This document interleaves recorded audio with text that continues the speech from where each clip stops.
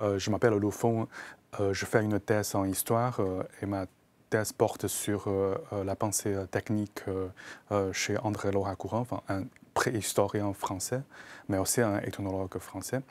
Je travaille avec Claudine Cohen et Léopoldo Iribarren. Et du coup, je travaille plutôt sur sa notion de milieu technique, mais aussi d'autres notions proposées par André Lohas-Courant.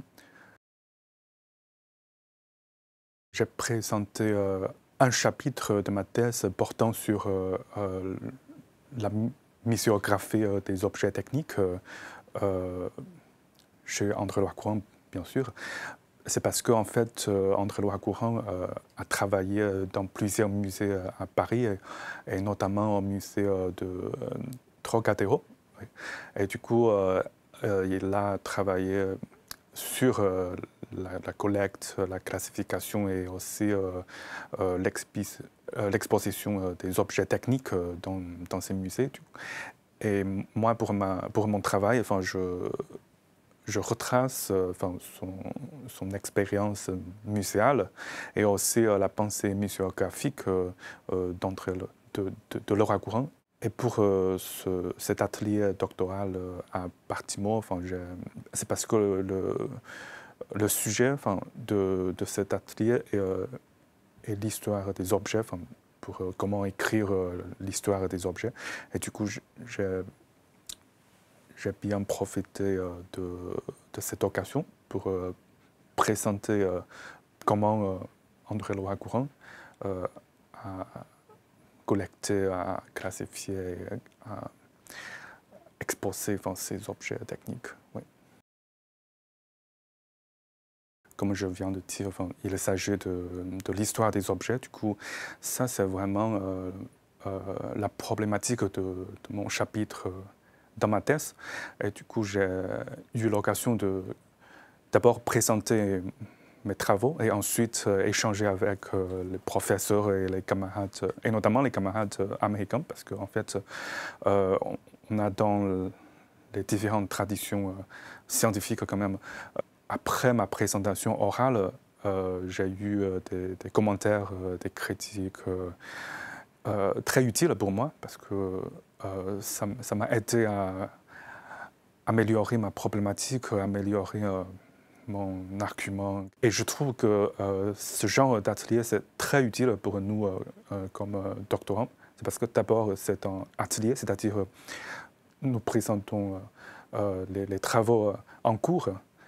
Du coup, ça nous donne l'occasion de perfectionner nos travaux. Et ensuite, pendant cet atelier, chacun a suffisamment de temps de présenter, de commenter et même d'échanger. Par exemple, on a 30 minutes pour chacun et 20 minutes pour la présentation orale et après 10 minutes ou 15 minutes. Enfin, je trouve ça c'est très utile pour la communication et l'échange. Et pour l'aspect méthodologique,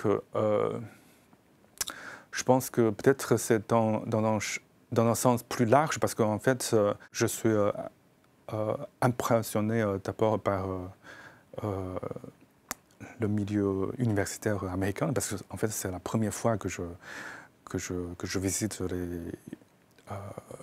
les universités américaines. Et du coup, j'ai communiqué avec les camarades américains, et, notamment par exemple, pour la formation doctorale là-bas aux États-Unis.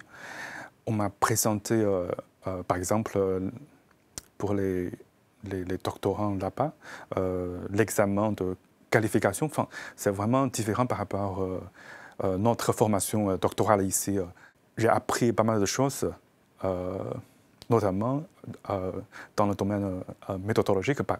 C'est parce que pour l'examen de qualification, enfin, il faut choisir d'abord 4 sujets, et après comment préparer l'examen et comment passer l'entretien. Enfin, bien qu'il n'y a pas dans notre système éducatif supérieur ici, mais je pense que c'est aussi une bonne méthode pour préparer, pour faire notre propre recherche ici.